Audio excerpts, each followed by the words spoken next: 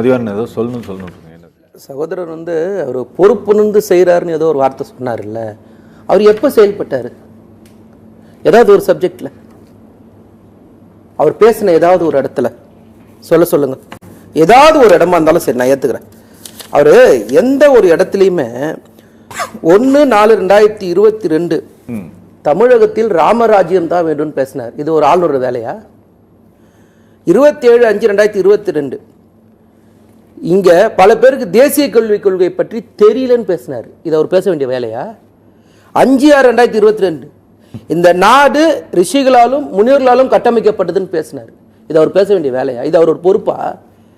18/6/2022 இந்த நாட்டுக்கு அக்னிபாத் திட்டம் தான் வேணும்னாரு.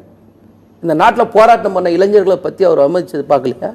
எந்த இடத்துல அவர் பொறுப்புணர்ந்து செயல்பட்டார்? சட்டமன்ற நிகழ்வுலையா?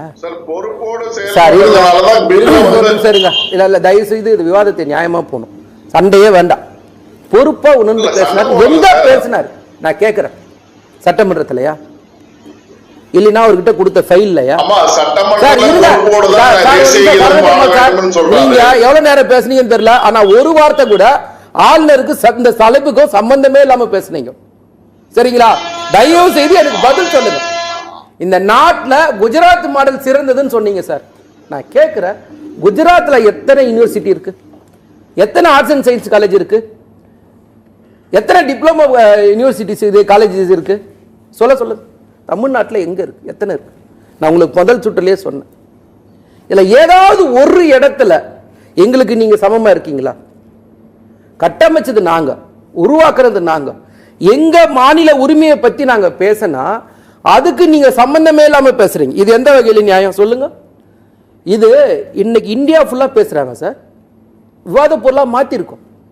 இன்னைக்கு டெல்லியில போய் போராட்டம் பண்ணதுனால, இன்னைக்கு ராகுல் காந்தி வந்ததுல இருந்து, அகிலேஷ் யாதவ் வந்ததுல இருந்து இந்த நாடே இதை பத்தி பேசுது.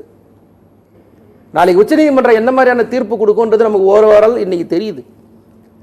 ஆனா இது ஒரு பேசும் பொருளா மாத்தந்து திமுக.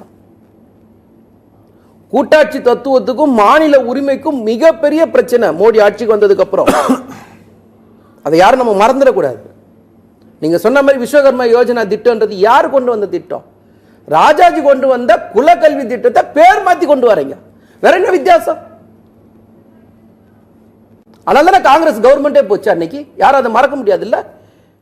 நீங்க இந்த வழக்கு சம்பந்தமா முதல்ல வழக்கு போட்ட கட்சி திமுக. யாரும் மறந்துடுவாங்க. எதுவுமே நாங்கள் வந்து செய்யாமலாம் இல்லை. ஒரு கட்ட வரைக்கும் நாங்கள் பேசி பார்த்தோம், ஒத்து வரல. போட்டிருக்கு சார். நீங்க கவர்னருடைய இஷ்யூ பத்தி தெலுங்கானா போட்டிருக்கு, தெலுங்கானா ஆளுநரை வந்து கூப்பிடுறாங்களா? வெஸ்ட் பெங்கால் ஒரு நிமிஷம், தெலுங்கானா அந்த மாதிரி இருக்கிறவங்க கூப்பிட்டாங்களா? பதில் சொல்லுன்னு சொல்லியிருக்காங்க சார். நான் என்ன கேட்கிறேன், நாங்க மரியாதை கொடுத்தோமா இல்லையா? நீ அதையும் பார்க்கணும்ல. கூப்பிட்டு உங்களை ஆளுநருக்கு மரியாதை கொடுத்து சட்டமன்றத்துக்கு வாங்க உரை வாசிக்கன்னு சொல்றோம்.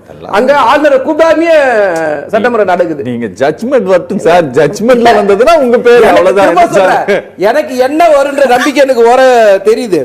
ஆனா சகோதரர் பேசுறது சம்பந்தமே இந்த ஆளுநர் சப்ஜெக்டுக்குள்ளேயே வரல. அவர் நாங்க தெளிவா தான் கேட்கிறோம். ஆர்டிகல் 164 200 பத்து பேச சொல்லுங்க. வர அது ரெண்டு என்ன சொல்லுதுன்னு அவர் பேச சொல்லுங்க. மற்ற சட்டத்தில் கூட அவர் பேச வேண்டாம். அந்த ரெண்டுத்துக்கு என்ன மதிப்பு, என்ன வேல்யூவேஷன், அதை எங்கேயாவது காப்பாத்தினாரா? Okay okay okay.